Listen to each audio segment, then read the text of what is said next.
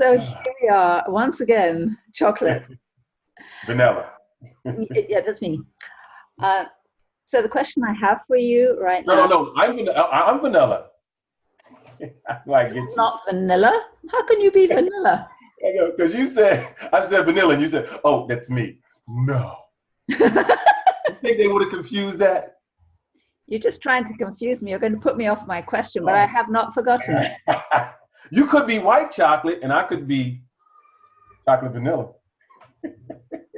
You could. This I'm is just true. being giddy. I'm just being giddy here, You are being giddy. You're trying to deflect my question, Ann. which is, What question is that, Ann? who are you closest to, chocolate? What?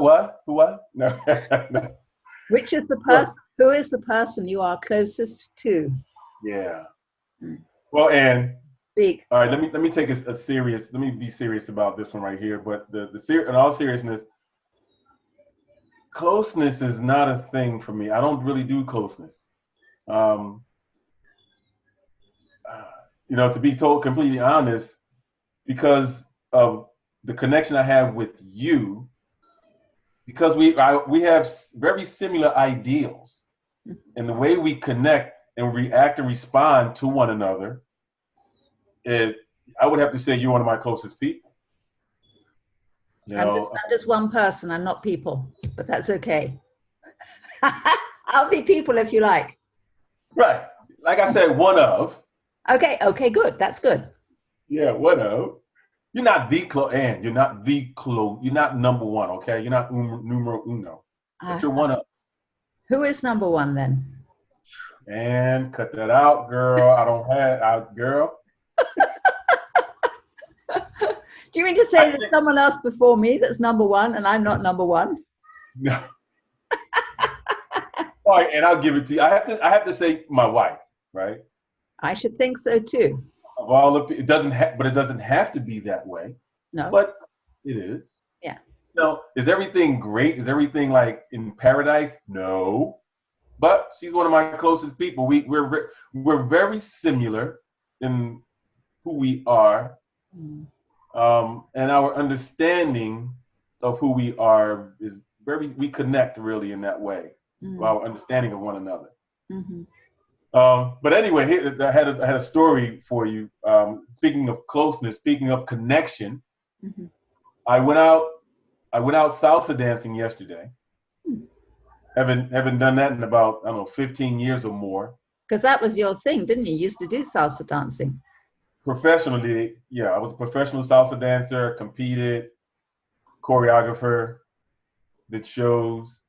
And so I went out yesterday, and this one lady I started, dancing with, and just like the song went off, like, oh, the song stopped. So normally you dance with someone, you thank them, and then you find someone else to dance with for the next song when that begins. But we're dancing and the song just stopped, like maybe someone kicked the chord, right? Took the chord out or something, I don't know. But we stand there, we kind of start laughing about it, and I felt like our energy, like we were maybe about to separate, but then we kept like saying things. So she had a very similar energy like yours, Ann. So we kept like, even though we're kind of moving different directions a little bit, we like would look back and just say something and laugh about it, and then next thing you know, we're there talking for at least 30 minutes or so, not dancing, right? Like everybody out dancing, we stand on the dance floor just talking. And our connection was so, man, it was such a powerful connection because she's a teacher of teachers. She's a teacher of teachers. Mm-hmm. She teach in the educational field because she teach people how to teach. And whoa, that really struck a chord within me. Yeah. So man, being a leadership coach and a behavior coach, I think, oh, teachers, they're leaders, right? Teachers are Mm-hmm. leaders because you know, they're helping people with, guiding them a certain way and influencing them a certain way, all through education, through working on their minds. Yeah. And so we just found ourselves just talking, connecting, and talking about very similar things. It was nothing trivial that came out. Everything was like the meaning of life. Right. It was like the mean, and we were just like, and I kept pushing her buttons, and she kept pushing my buttons, and I was like, one point I was like, look, do you want to keep going in this conversation? Because if you keep, striking these chords, I won't be able to stop. But we just had like the greatest connection. Like it was, I love salsa dancing, but that right there, it went above salsa dancing. Yeah. It went above that. So while we were talking, I was thinking, why am I not dancing? I came out here to dance. I love salsa dancing, but yet I'm standing here for at least 30 minutes back and forth. We're just like communicating about life, about what's going on in this world. And I can't pull myself away. She can't even pull. I'm waiting for her to say, this guy is just too much because he's just going on and on and on. But then she's right along with me going on and on and on. And I'm like, I'm not going to get enough of this.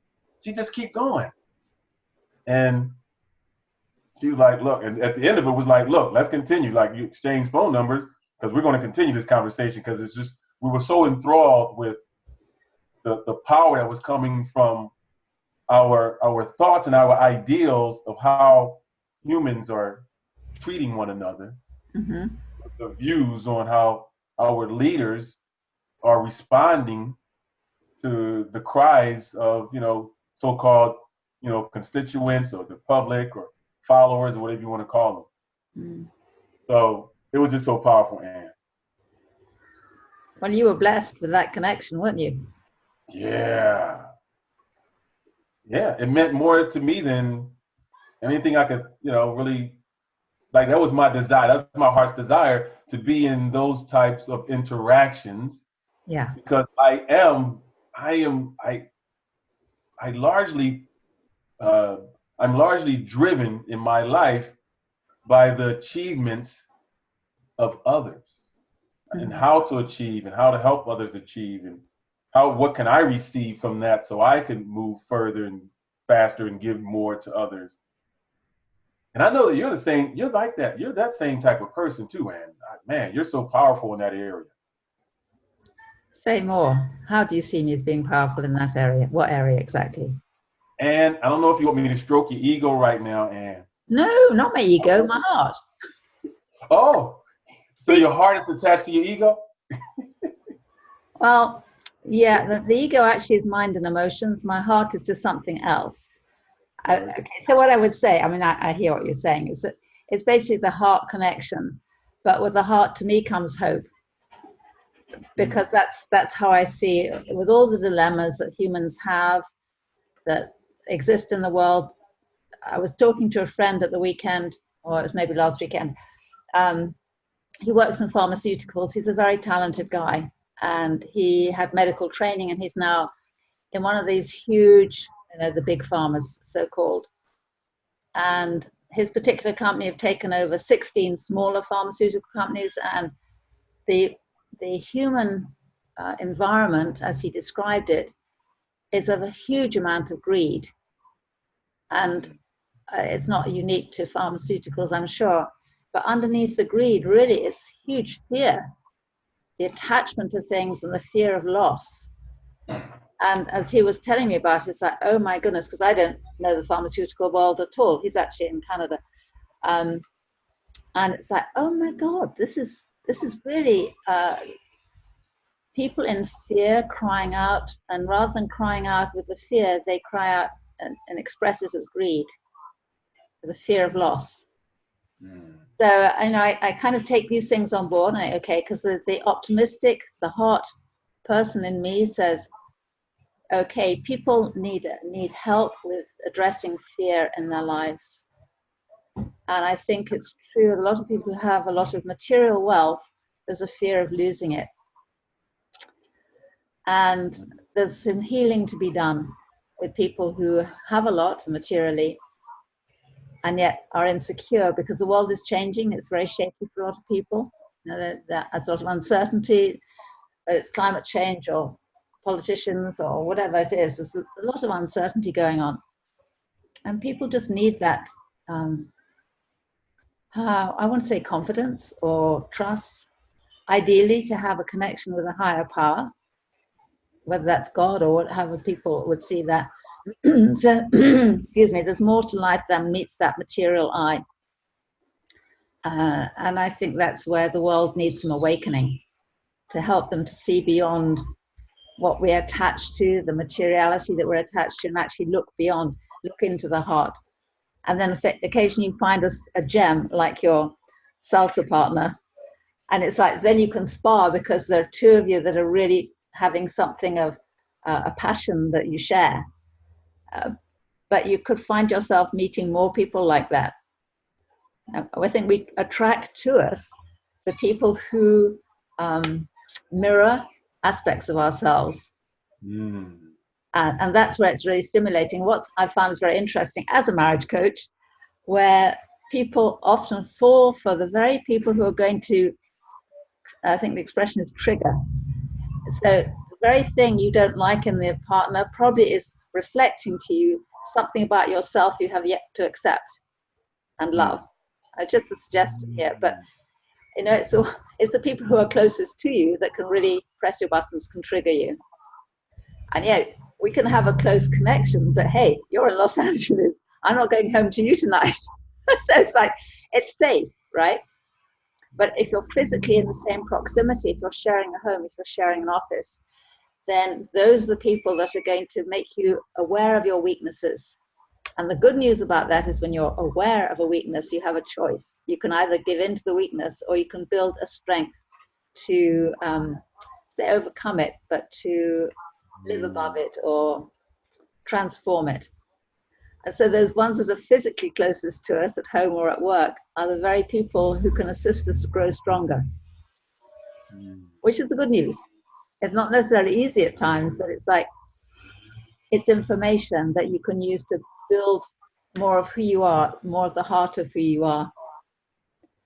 And that was so powerful. Oh my God. You could sell what you just said and you can make a fortune. Just saying. That what you just suggested, I find so many people have fear of that fear of finding out their weaknesses through other people who they are close to. Yes. And then putting in the time, energy, and effort to build on the strengths. Yes. That they have in order to, I guess, survive in that relationship. Because you know, if you don't, no, thrive, not survive. Thrive. I'm sorry. Yeah. I was looking for the word, and I'm like, survive didn't really sound. No, it's thrive. Right. Right. Yeah, that's a whole other conversation. Well, carry on with it for a bit. But it's a thing that I feel passionate about for marriage coaching, because couples will sometimes bury their fear, and then the communication dies, and that's just so sad. And then in time, the relationship it dies because the leaves in the gutter of the conversation have blocked up, so they're not making the connection. And the courage it takes to be vulnerable and say to your loved one, this is what's going on for me, and to be able to have the strength to be open and honest and vulnerable. And when you're vulnerable, and vulnerable has a meaning to be blessed as well as to be wounded. So when you can really be open with the vulnerability and say, this is what's present for me, or this is what I'm feeling at the moment, you risk being rejected, but in fact, that openness of the heart, the vulnerability in the heart, makes connection. It's not rocket science, but boy, is it difficult. Mm-hmm. Mm-hmm. That's part of what I do with marriage coaching, is to facilitate confidence of making those kind of conversations where there's an openness and a trust. And my role is simply to hold the love to overshadow the fear that may be between them for whatever reason. I got a question just came up. Go for it. Yep. For you, Anne. Got it. Let's say you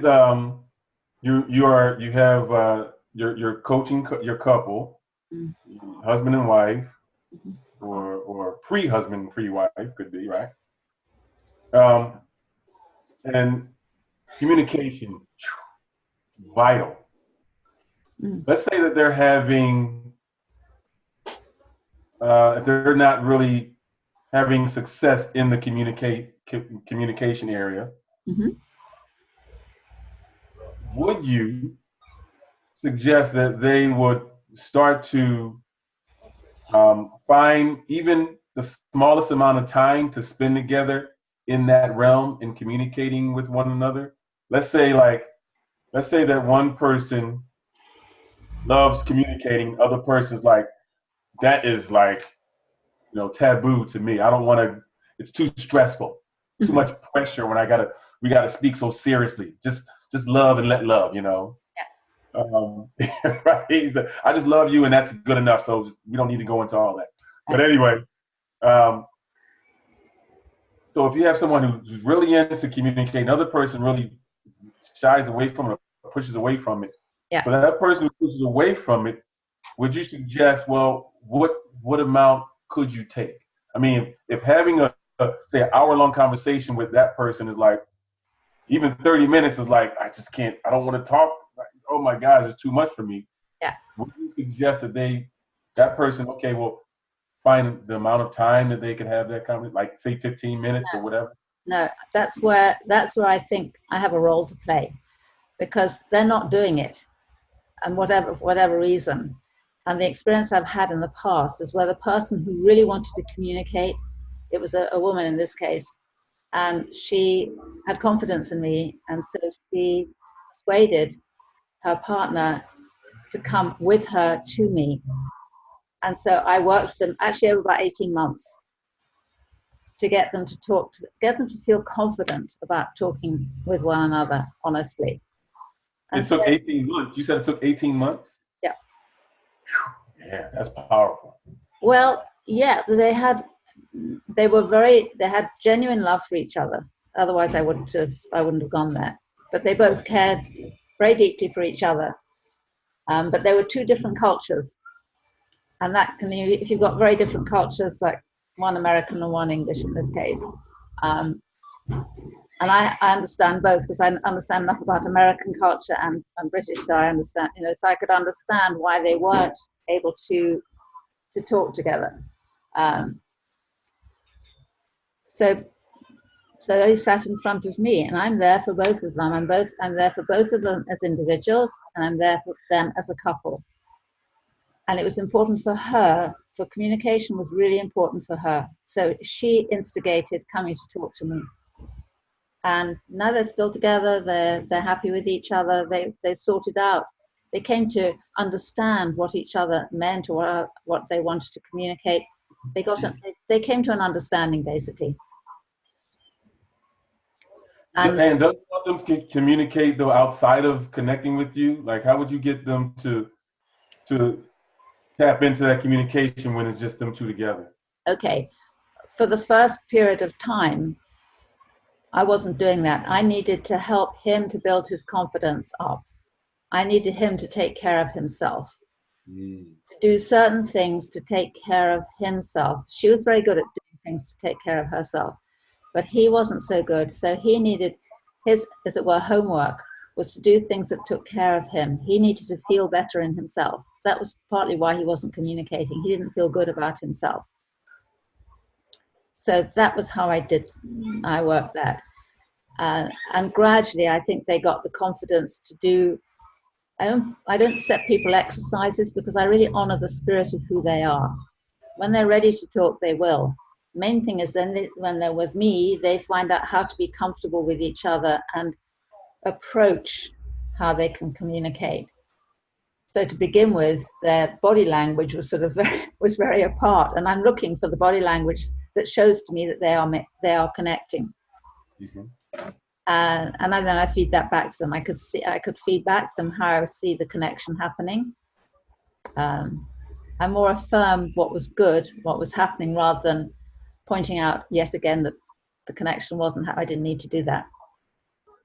So that was how it worked. And in fact, that's quite a long time for two people, relatively. I think they're only 3 years together, something like that. But if you think of people who've been 30 years married and have never properly communicated, that's quite a bit more challenging. It can be done. I mean, I believe in that if the loving is there, I can work with it because I am holding the loving while they're finding their feet. And they both had the intention to be together. They both loved each other. That I can work with. Mhm.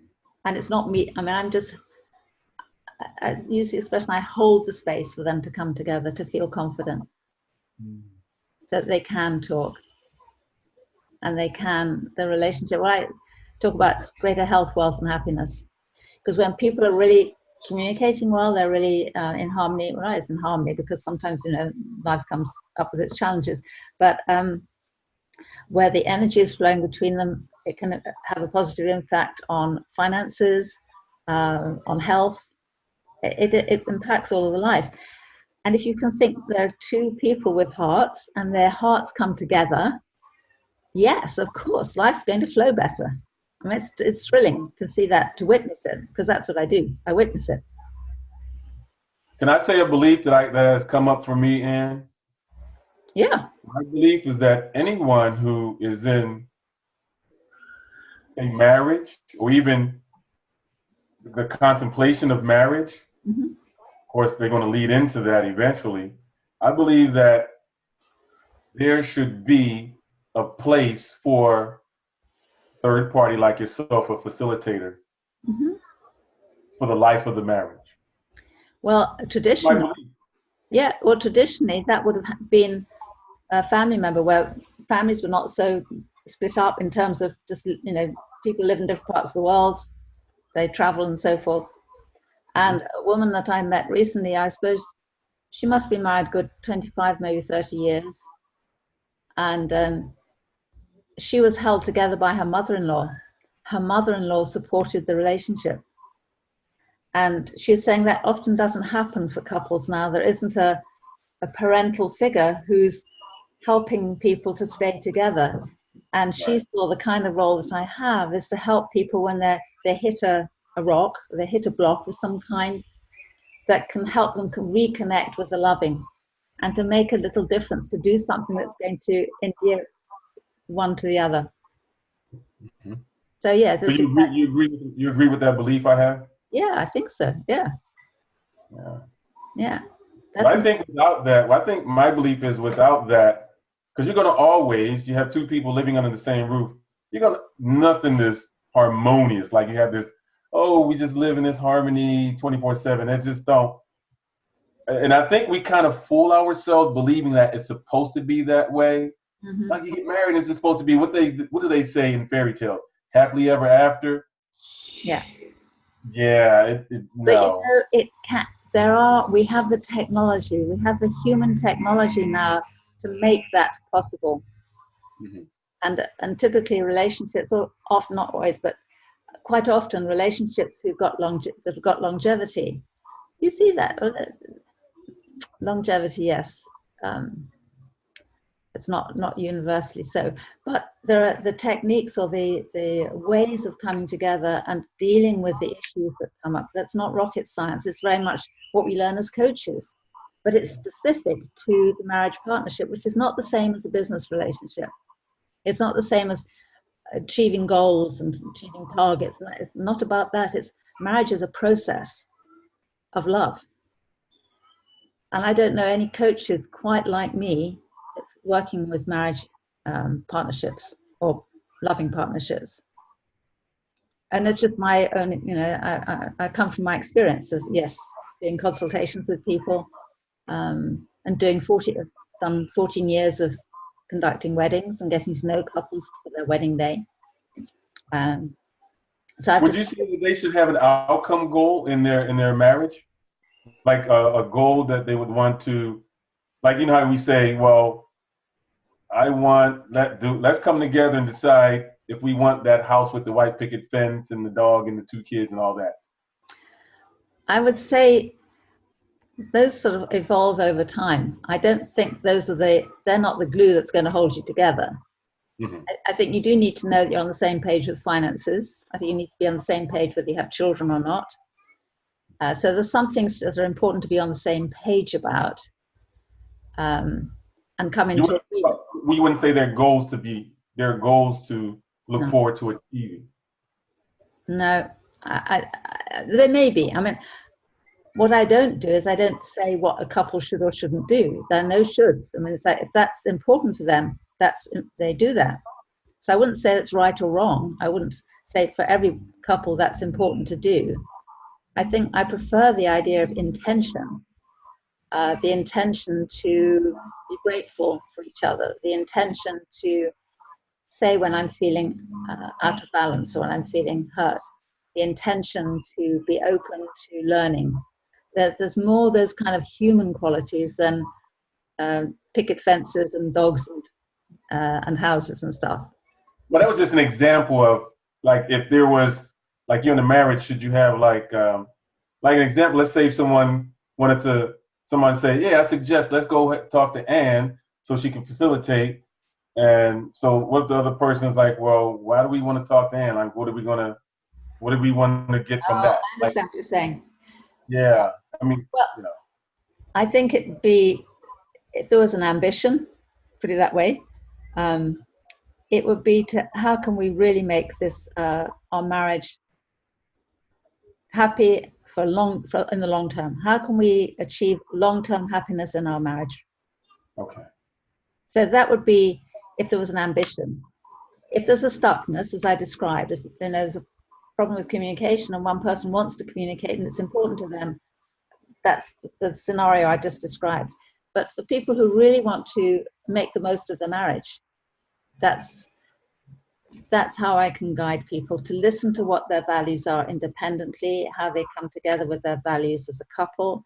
I have an agenda that I go through to just check to see that they're on the same page, or if they're not on the same page, how do they reconcile one with the other? How do they make that work? How do you handle if there's a conflict that comes up? How do you handle that with love, with patience? What is the encouragement you might need at those kind of times? Mm-hmm. So that's the process. It's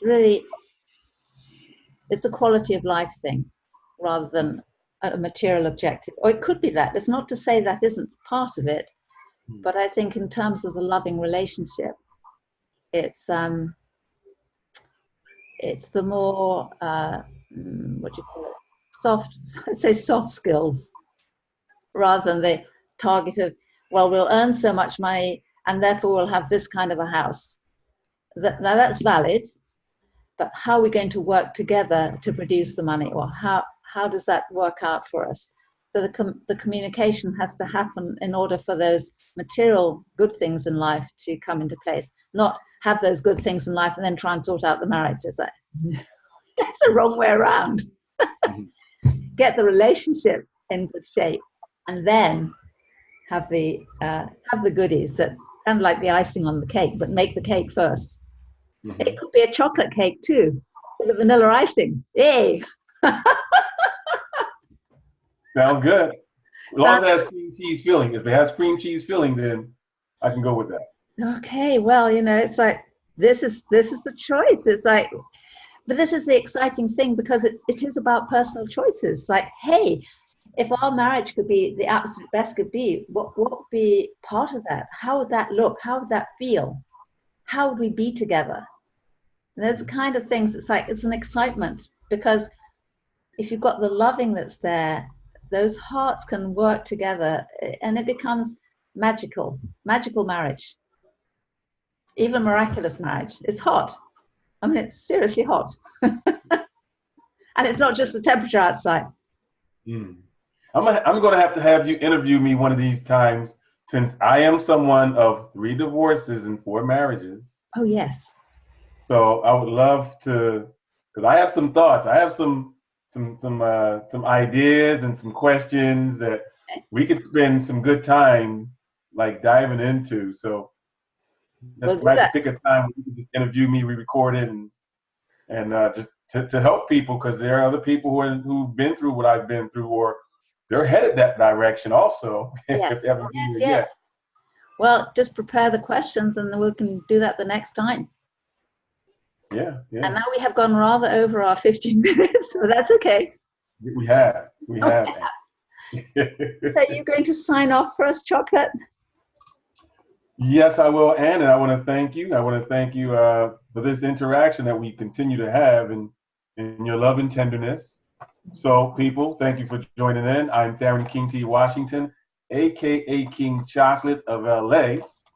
And I am Ann Naylor. Queen Vanilla of the French Riviera, and I'm really happy to spend this time with you. And thank you for Chocolate for the conversation. As always, I really enjoy it, and I just look forward to the next one. Yes. Well, we're here to share with everyone our reviews from two different worlds. With hope, humor, and a little sweetness in life. That's right. That combination is awesome. You can't beat it. You can't beat that combo. Chocolate and vanilla swirl. Here we are. Right. So until next time, people, peace out and God bless. God bless. Bye-bye.